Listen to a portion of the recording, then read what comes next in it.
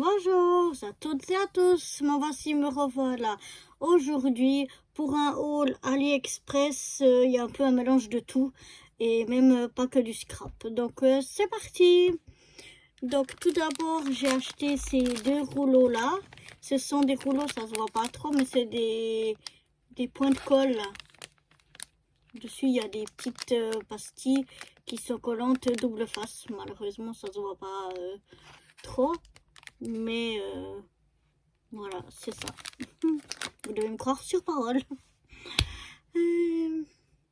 Ensuite, j'ai acheté divers mousses 3D aussi double face autocollante. Et donc, j'ai acheté dans différentes tailles. Là, j'ai des petites comme des alvéoles d'abeilles. Et ça, c'est la grandeur toute petite. Il y en a toujours, je crois, 3 dans chaque paquet. Et puis là, c'est les mêmes alvéoles, mais plus grandes. Voilà, des alvéoles plus petites, des alvéoles plus grandes. Et elles ont, je pense, la même épaisseur. Ça doit faire 2 mm d'épaisseur à peu près. Je dirais, je vais voir ça. Ouais, je dirais 2 à 3 mm d'épaisseur. Ensuite, j'ai la même chose, mais en... Comment expliquer, en ligne, en tige, Donc là, c'est nouveau aussi par 3. Donc, j'en ai des comme ceci qui sont très très fines. Et puis là, j'en ai des mêmes, mais qui sont plus larges. Là, la toute fine, et puis là, des plus épaisses.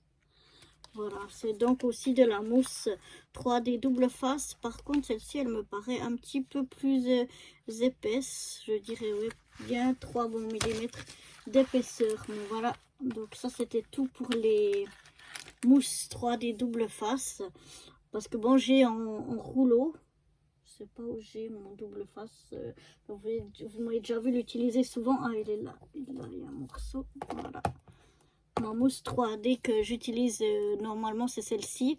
Et donc, je coupe chaque fois les morceaux selon ce que je veux. Les plus gros morceaux, je les garde ici. Mais voilà, sinon, elle a cette largeur-là. Comme ceci. Et donc, je trouvais que ça pouvait être pratique d'avoir en petits morceaux comme ça. Quoique là, j'ai aussi déjà testé en faisant ça avec ma pince. En prenant ma pince ici, j'ai une pince qui fait des trous. Et puis, j'avais mis un autre papier dessous. Pour que ça ne se colle pas. Attendez, je vais essayer de prendre un papier comme ça.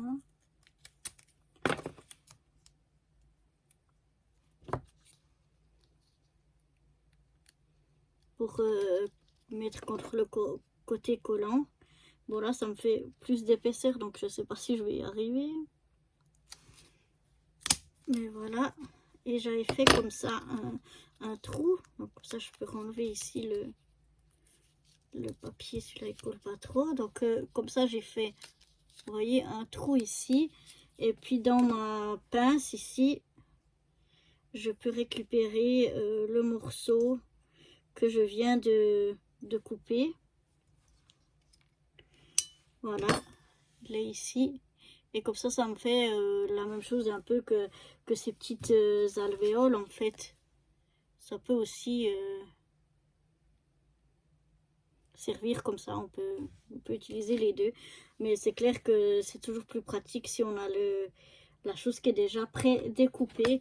Donc c'est pour ça que j'en ai acheté quelques-unes. Pour aller un peu, peut-être plus rapidement. Un peu flemmardise, disons. Ensuite, j'ai acheté aussi plusieurs rouleaux comme ça. C'est des rouleaux qui vont dans une petite imprimante que j'ai, qui imprime en noir et blanc. Je l'ai malheureusement pas ici, je l'ai à la maison. Parce qu'ici, je suis dans mon atelier. Et puis, ben, ils vendent des petits rouleaux de papier comme ça dedans, mais ceux-là, ils sont autocollants. Donc comme ça on imprime et puis on peut l'utiliser comme un sticker, un autocollant. C'est une petite imprimante que j'utilise surtout, en tout cas pour le moment, que j'utilise beaucoup pour mon planeur. J'ai commencé un planeur et comme mon écriture est vraiment très moche, et ben j'utilise cette petite imprimante pour me faire des petits textes. Voilà. Ensuite j'avais acheté aussi ceci. Ce sont des petits, ça fait comme des petits boutons. C'est des brads, mais en forme comme de... J'essaie d'en sortir un. J'essaie de vous le montrer comme ça. Et désolée pour le bruit. Voilà, parce que si j'ouvre le paquet, il y a tout qui va tomber. Alors, je sais pas si vous le voyez. Voilà, peut-être comme ça, vous voyez. C'est un petit brad et puis ça fait comme un petit... bouton de tiroir, enfin un petit truc où on peut tirer ou bien où on peut accrocher des choses dessus si on fait des bijoux d'album sur les tranches des albums. Ça nous permet d'avoir un anneau sur lequel attacher nos rubans, nos ficelles, etc. Ensuite j'ai des tampons. Alors là j'ai encore un tampon chat, un joli petit tampon chat. Voilà, vous savez mon amour pour les chats. Et donc voilà encore une planche de tampons chat. Et autrement les autres tampons c'est des tampons plus bien-être, yoga, etc.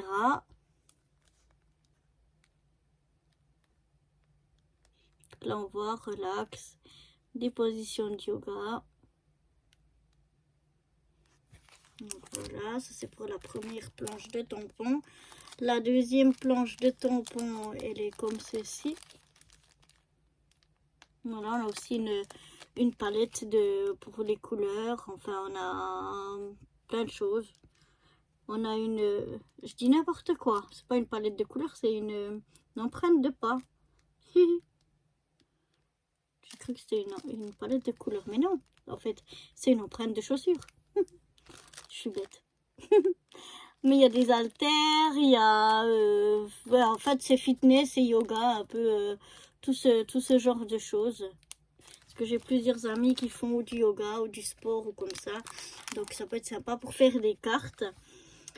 Ensuite, j'ai acheté cette planche de tampons fleurs parce que j'aimerais essayer de faire mes papiers déco moi-même. Et j'avais vu une façon de faire de Nancy Gauthier. C'est une québécoise, enfin une canadienne en tout cas, qui se nomme elle-même la Madame Tupperware du scrap. Elle fait ça depuis je crois au moins 15 ans. Et puis justement là elle donnait des astuces pour faire son papier soi-même avec ce genre de tampon que je trouvais vraiment très intéressante et qui avait l'air pas trop compliqué à faire. Donc j'ai voulu essayer. Là, dans un des packs que j'ai acheté, il y avait un joli petit écureuil, un dies écureuil, qui donc m'a été gentiment offert. C'était mis avec. Et puis là, j'ai comme des planches de dies, mais en fait, c'est d'embossage. Donc, c'est pas des classeurs. Ça fait comme une plaque qui se découpe pour les dies, mais en fait, elle se découpe ici autour. Mais tout ce qu'il y a ici comme dessin, si vous voyez, c'est... Ça brille, hein, voilà. Voilà, comme ça c'est mieux. Tout ce que vous voyez ici, ben, ça se découpe pas, ça s'embosse en fait. C'est seulement le tour qui va se découper. Et donc j'ai une autre planche. Oups, excusez-moi, je vous ai fait bouger. Qui est exactement le dessin est différent, mais je veux dire le principe c'est le même. Là même ça découpe même pas le tour, ça embosse seulement apparemment. Voilà, seulement ça embosse les dessins qu'on voit ici. Et puis la dernière, donc celle-ci, elle coupe non seulement le bord, mais elle coupe aussi les petits trous ici, je crois, je pense, je sais pas. Faudra que j'essaye. En tout cas, voilà, c'est encore une autre planche pour embosser. Mais ça peut faire des fonds un petit peu sympas que simplement unis ou... Ouais, entre l'uni et puis le papier déco, voilà, on peut faire quelque chose avec ce genre de plaque. Et puis j'ai utilisé un peu des formes géométriques comme ça que je trouvais que c'était un peu passe-partout. Ça, on n'a pas besoin de tout plein. C'est un peu, avec ça, on peut faire plein de styles différents. Donc voilà déjà pour tout ça. Ça, c'était ce qui était le scrap. Maintenant, ce que je vous montre là, ce n'est pas du scrap. En fait, je me suis acheté des petits colliers. Donc là, vous voyez, c'est avec des strass et une perle. En fait, c'est des colliers qui viennent longs. C'est pas des colliers à ras du cou, ils viennent vraiment très longs. Et puis ici, j'ai une petite broche. Il faudrait que je les ouvre pour vous les montrer parce que sinon, on va pas avoir comme il faut. Oups, attention. Donc voilà, la chaîne, vous voyez, elle est longue, c'est des très longs colliers. Et puis, ben, au bout, on a ça.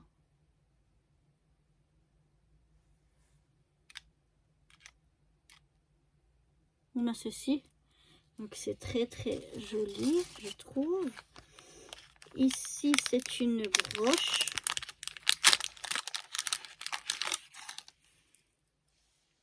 Comme ceci.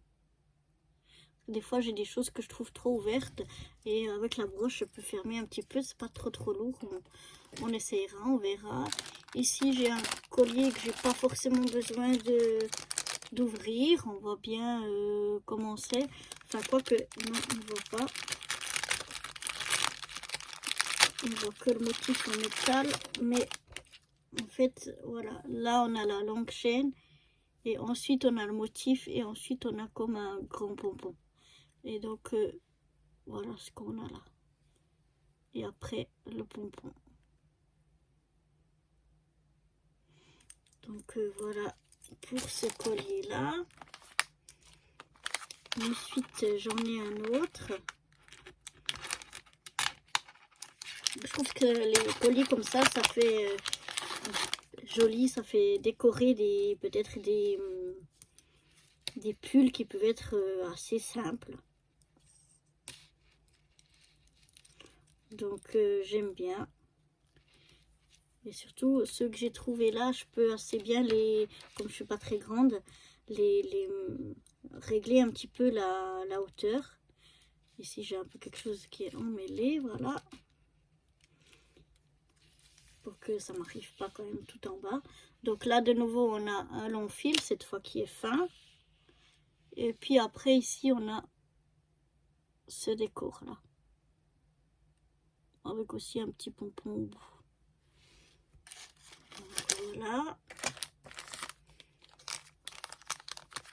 Ensuite, ça, c'est le dernier. Non, c'est l'avant-dernier. Je crois. Collier. Donc là, on a de nouveau la chaîne. Et puis, au bout de la chaîne, on a d'abord un petit truc comme ça. Et après, ça continue avec deux comme ça. Donc, voilà. Ensuite, ça, c'est le dernier collier. Donc là, de nouveau, on a une longue chaîne. Et puis au bout, moi je l'adore celui-là. Une jolie perle, plus il y a des strass ici. Je ne sais pas si vous les voyez. Mais ici, il y a tout plein de strass. Et après, c'est comme avant, comme les pompons, sauf que c'est en métal, quoi. Je sais pas ce que c'est exactement. Moi, j'aime beaucoup. Je trouve très joli. Et vu la chaînette comme elle est faite, c'est très facile de régler la hauteur que l'on souhaite. Et puis la dernière, on va aussi l'ouvrir pour que vous la voyez comme il faut.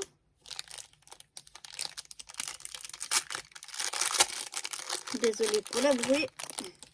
Voilà, c'est aussi une broche.